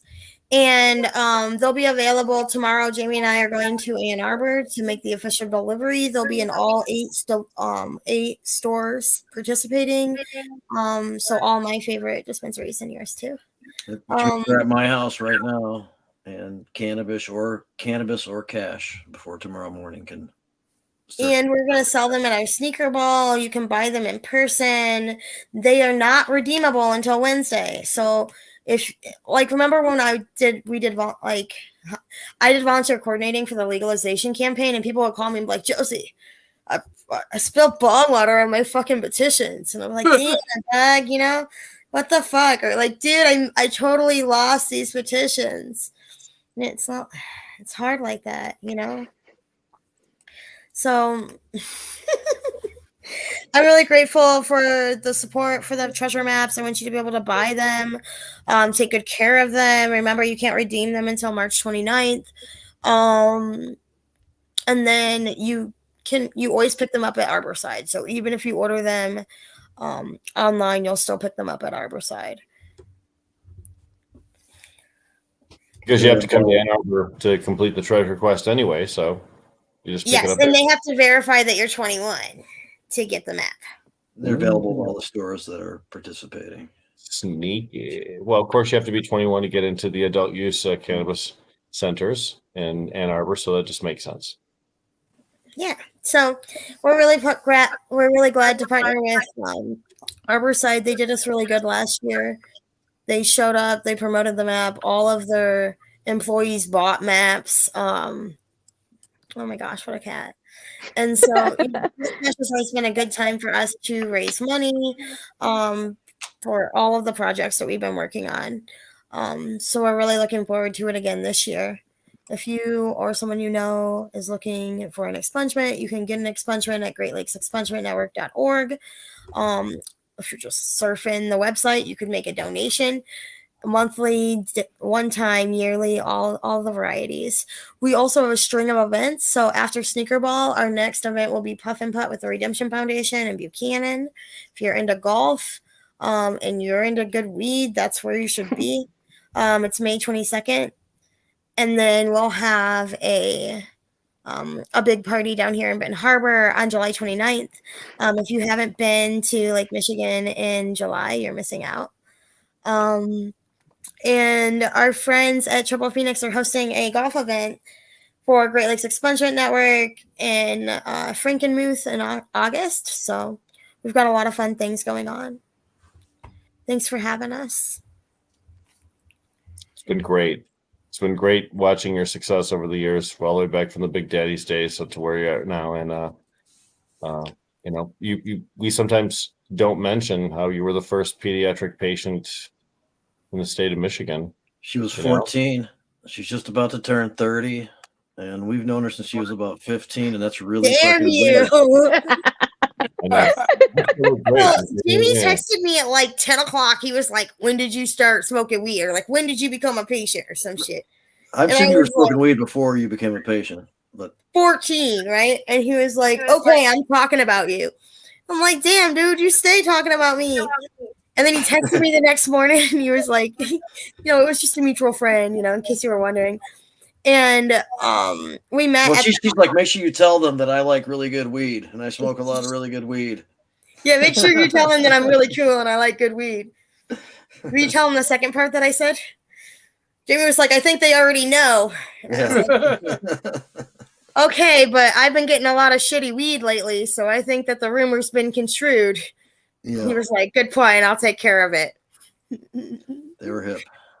And I have been getting better weed, so I think that there was a rumor. And I also would like to use my time here to clarify that while I love you guys. You wouldn't smoke it. I mean, I could tell you that right now. You could be desperate for cannabis, but if it was really bad, you likely probably wouldn't even smoke it. I would die first if they were like, Josey, this hit of this terrible fucking weed. And it's not just terrible weed. It's also like weed that I think is on like weirdly advertised packagings, like explicit. I won't smoke that either. Like, fuck you, dude. You shouldn't make money off this weed. I'm very picky. And that's the best thing about the market here in Michigan.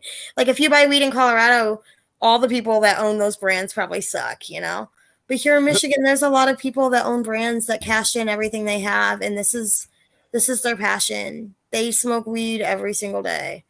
Damn. That's what you were laughing at. Thanks, Rich. Look what it did to him. That's what it does to my mom. That's why she smokes so much fucking weed. It's hard out here. Yeah, people are going to show Also, up. I'm running the same smoke contest. Brenda at the table. I'm running the same contest at Hash Bash Cup. Anyone that can outsmoke my mom at $20 and a bag of fucking weed. And once again, I show up, I got good weed. You know, I'm saying. Confirm it's not bad. What happens?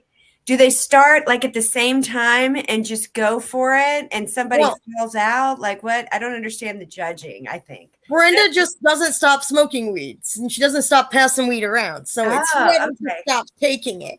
And you know, I would humbly like to submit my friend Melissa. I think she bring can.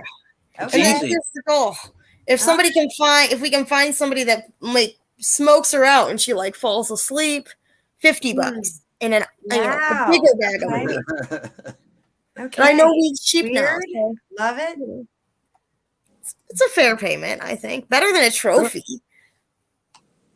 Although bragging rights forever, though. If you outsmoke dude, the memories, or lack thereof, whatever. Guilty, Dr. Liebe alone. Okay. Find you the best weed in the world. He's currently in Vermont, I believe. You know, it's your right as a Michigander just to say to give me marijuana if you wanted to. Gifting is allowed in our state.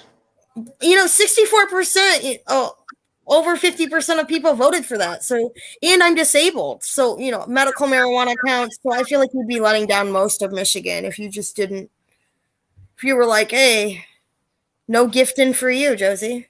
You know, no pressure. But cannabis should be affordable. It should be accessible. It should mean something. And it can mean something.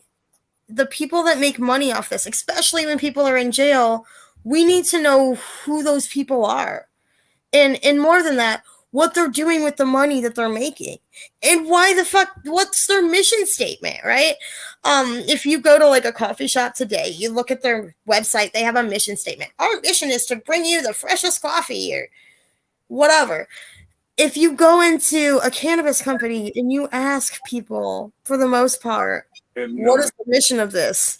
It is a laughable thing. And when I will do like a multi-million-dollar facility tour, and I will, you know, I'll have lunch with a guy that's in town from Texas, and we'll be talking about this, and I'll say, "What is your mission statement?" And he'll be like, "Well, I don't know. I'm sure we have one." If you stand for nothing, you will fall, right? And more so, I want to do something. I've always wanted to do something with real results. I want to provide real services. I want to do more than just tell people that a problem exists. I want to provide solutions for said problem, right? I don't want to tell people that people are in jail. I want to help the people that are in fucking jail, right? But I never have enough money to do this stuff. And so when I came on with Ryan and he was like, I want to do this expungement program. And I was like, I don't know, dude. Everyone I know went to jail. It sounds like it's expensive. And he's like, we will raise the money. People love expungements. And he's fucking right. People love expungements. There's nothing controversial about expungements. There's nothing controversial about people who should pay for them. Everybody believes that people that have already paid their debt should have that shit erased. There are sometimes we advocate for things that might take a little splaining to other people who don't already know what we know. Expungement's not one. There's an obligation. There's a responsibility to try to correct the damage caused by the war on drugs, war on cannabis, which of course is Ryan's underlying message, and this is like one of the great ways of doing it. Say it again. People get upset when they find out how tough it is. I mean, they totally believe in it when you tell them about all the roadblocks the system sets up before you can accomplish this. They kind of feel like lied to. Well, they don't understand why it's not automatic. Because it should be. I mean, especially cannabis. Other expungements, maybe you should have to go to talk to the court about. But this one is laughable. They do put roadblocks in place. That's the reason why we need groups like Great Lake Expungement Network, because the system is not set up to be user-friendly. It is user-unfriendly. And you talked about one of your biggest difficulties being court administrators. I don't think a person who, first of all, is hesitant about using the system because they've already been burned a couple times in their life, I don't think they have the patience or the knowledge of how to do that successfully, to negotiate all those things to get their expungement done properly. It takes experts. There is a do-it-yourself kit that places hand out that, and as does Great Lakes Expungement Network, and there are some things that are teed up well enough that with this instruction you can get some stuff done, but there are some complications. Go ahead, Joe. Sorry. Oh, I'm so proud of that. I'm just really proud of the DIY packet that we made. It's 11 pages long. The states is like 2. Nobody knows anything based on the states packet, and it's really hard to and that's really part of the problem, is the ease that it's been promoted at, and all of the technicalities that are within law in general, but specifically in the expungement process, the people that are trying to access these things don't have access to, right? And that sometimes us, a team of, collectively over 20 people, don't have resources for. And here's another thing: because of the sheer volume of the people that we submit at the same time, we are able to open the communications between us and the prosecutors, and we're able to really get these things through, especially for marijuana, a lot quicker than if we were going one at a time, right? And we were able to really control the narrative of expungements in a lot of these more progressive or more forward-thinking courts. And really, it does come down to the court administrator and the way that they view expungements, or the way that they view the paperwork trail. And that's really the issue, is that, they got computers in 2007 and nobody put anything in the system ever that was before 2007. So accessing a lot of these files is real manual labor for them. And then going in through and removing it is like, 2 to 3 hours of work for a client. And so it is real stuff for the administrators to do. And so sometimes it is just, difficult. I think that courts were probably hipper and untimely before COVID, but they definitely are more so now, believe it or not. And like you're saying, it does take experts to guide you through that process, but I think that our DIY packet does a really good job for people who can afford, or maybe don't need an expert in that, right? Maybe they have one felony from 10 years ago, or whatever. Sometimes it lines itself up, yep, so they can do it. Go ahead, Rick. Generally speaking, non-cannabis crimes are easier to expunge than cannabis crimes. So, right. Just misdemeanor marijuana crimes are different. So all other forms of cannabis charges, including intent to deliver, of course, illegal transport, which is actually a violation of the Motor Security Code, so it's not a cannabis charge. There's so many misconceptions on what actually qualifies as a misdemeanor cannabis charge, but it's just usage, paraphernalia, sale of paraphernalia, or possession. And that's it, right? And so anything outside of that is a standard expungement and treated the same way. So that means if you get in terms of, maybe eligibility is different in terms of full picture and how long you wait between each thing. But if you get a driving unsuspended and also you robbed a bank, it's the same application.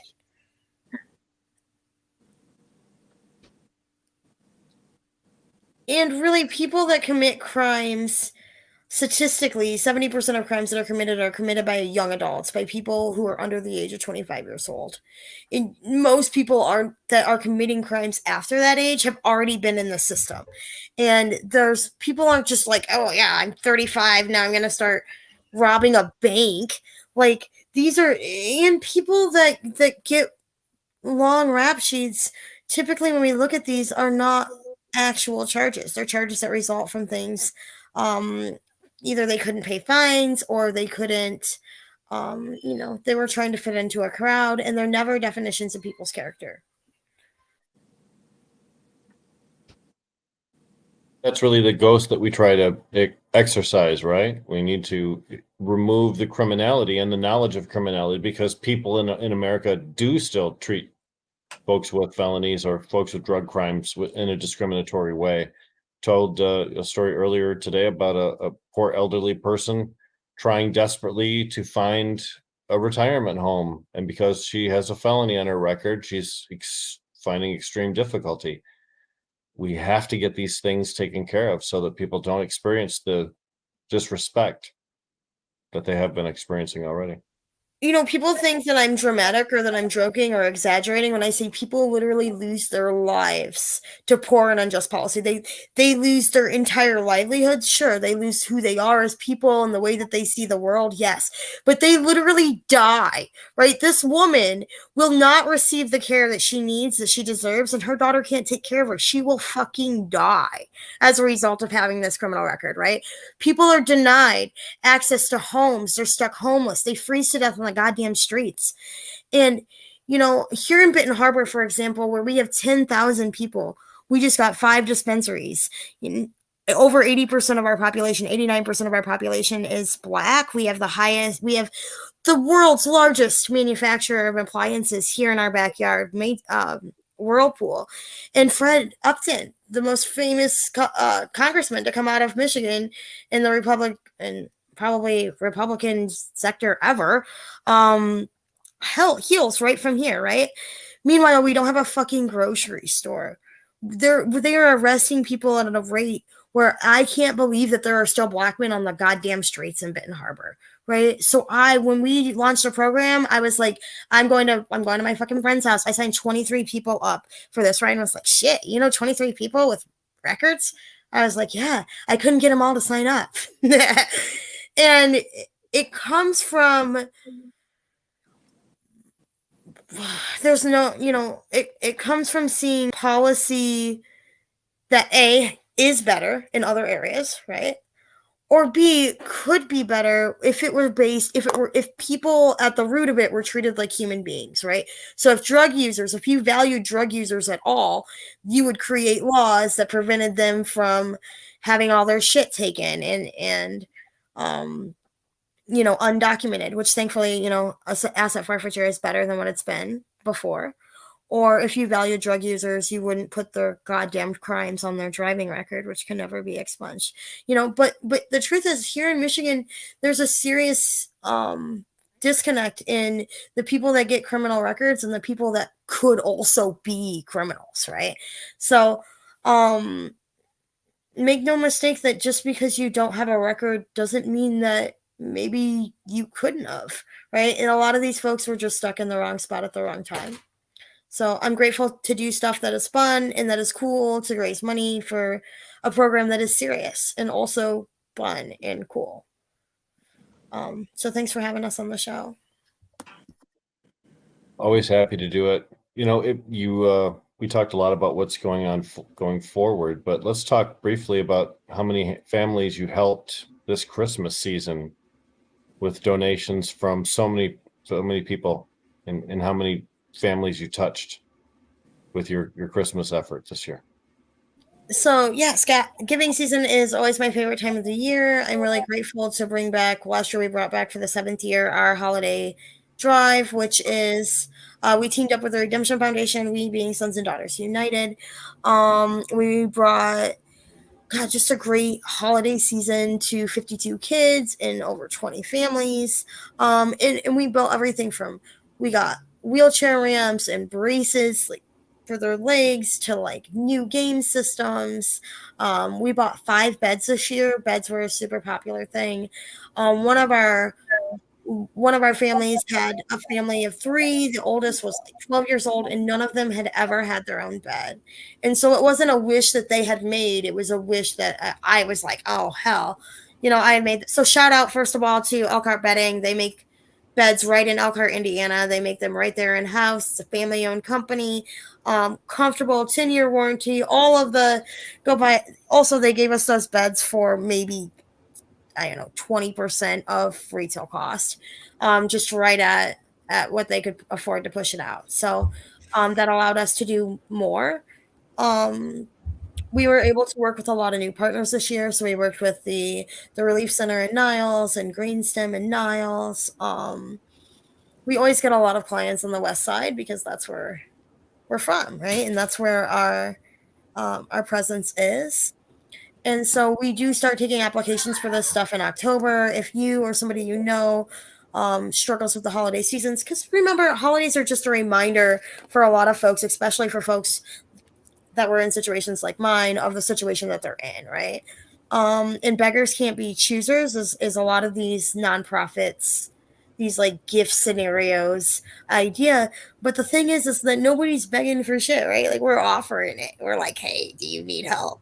And so it's important to us that the things that we offer are, hey, I would buy this for my kid, right? This is not weird or sorry, I bought 10 pounds of sand, realistic stuff. And then B, that these provide, I want to get everything on the list, and then I want to solve problems outside of Christmas. We've bought washer machines, we've paid for brakes on the cars, we've done so many creative and innovative things to provide, more than just gifts under the tree. But we didn't want to just be like, oh, here's brakes for your car. Sorry you didn't get a present, Tommy. We wanted to go above and beyond. We wanted this to be a real magical thing. And again, it changes how people feel about cannabis companies. And I don't know if you believe this, because I hardly do, but I heard that not everybody smokes weed. And I know not everybody likes it in their community. And so whenever we see cannabis companies doing good, it allows us to get more cannabis companies, just like events. Even if you see most events going on, supporting licensed events allows us to get more events. Going to these licensed consumption lounges shows people, hey, this might work. We get more consumption lounges. For me, I believe Michigan is the greatest cannabis industry in the United States because of how accessible it is, and because of how mature and united as a community we were before the launch of rec, right?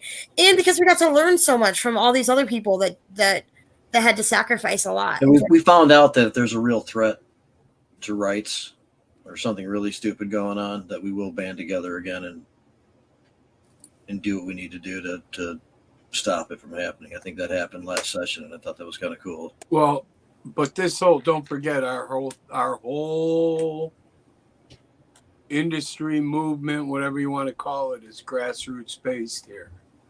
Yes. And the consumers are the buyers, that's the thing is, Adam, and what other, obviously probably something weird like Oklahoma or Oregon, I guess, is accessible like that.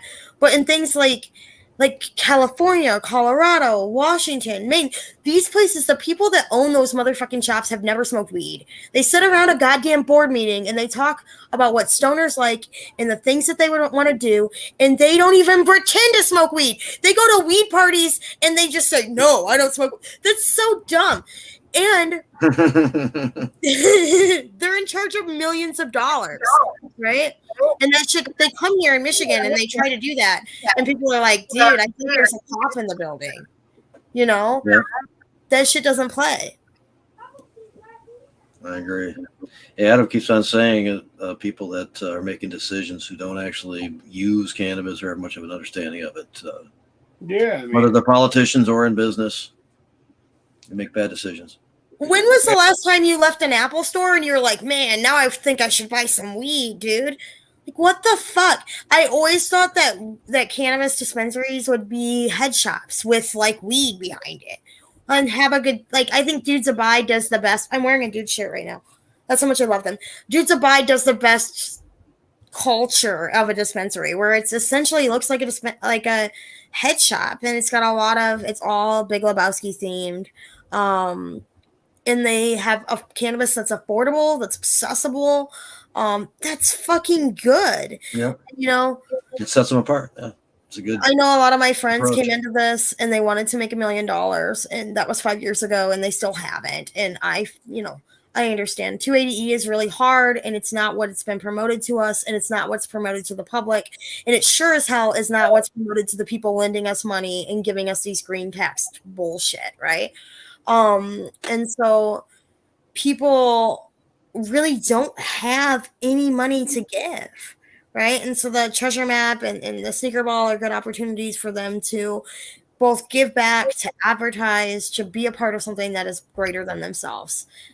And that's worth more than $40.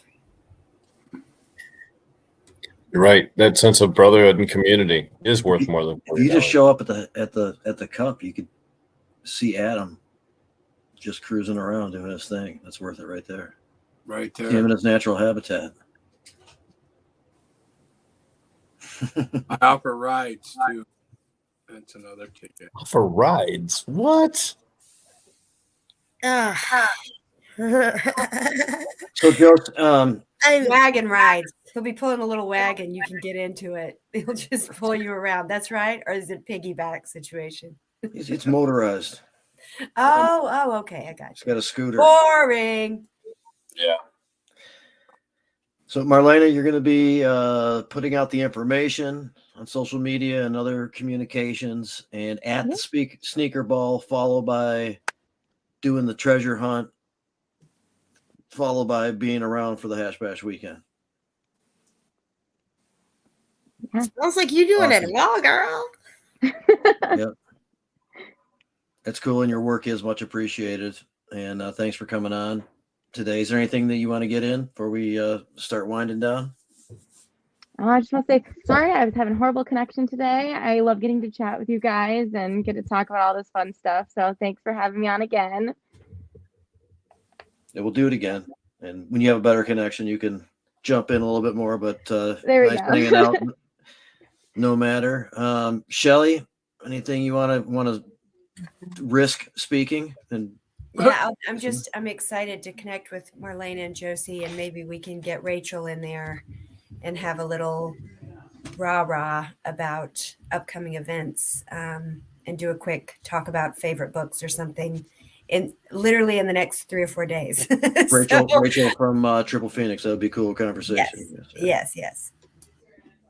Jose, anything else you want to add on? Go to sonsanddaughtersunited.org/hash treasure hunt and make sure that you pick up your map. I only have 750 of them. There are 60,000 people coming to Hash Bash. Well, to Ann Arbor for the game and for Hash Bash. They run from Wednesday, March 29th to April 3rd, which is a Monday. If you have an auction item, please hit up my girl Marlena at GreatLakesExpungementNetwork.org. Or hit us up on Instagram or Facebook or any way that you reach out to communicate. Please come see us at the Hash Bash Cup. We're so excited and proud to be a part of it. Thank you to Adam for supporting the network and for supporting everything that we aspire to be and everything that we are doing. Perfect. Appreciate it, Jose. Great work as usual. Looking forward to all the things coming up. I'll be right there supporting. And Adam, anything else you want to get in? No, not really. We got entries due this weekend. The judges' kids will be going out. And, we're getting closer. Busy time of the year. Right on. This is almost too efficient. I usually kind of hit right up to the moment, but if we're not hitting the exact second, then that's okay. Yeah, that was a good show. Appreciate everybody's participation. And I guess, Rick, if you don't mind, close us out. Well, it was great to have Paul and Devin on. I'm always intrigued by the legal opinions that they express, and both gentlemen have done some good amount of work in this particular industry. So it's great to have them around. It's always fun having Joe's on, but I will tell you that if you listen to the show, you heard a lot of positivity. You heard a lot of upcoming things that are going to make you smile. They're going to make you happy. They're going to keep you involved in cannabis community, not necessarily in the cannabis industry, but in community. And I think that is really the strength of the cannabis plant itself, is its ability to create community amongst those people who would never encounter each other normally. And we can't ever let that slide. We can't let the lawmakers forget about it either. So remind them that more important than protecting corporate bottom lines is protecting the end user and our ability to congregate and medicate as we wish. And other eights. There are several others, but it's been 2 hours.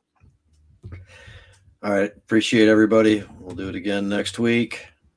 Hash Bash coming up. Donate, GLEN, expungements, fun coming up. See you guys.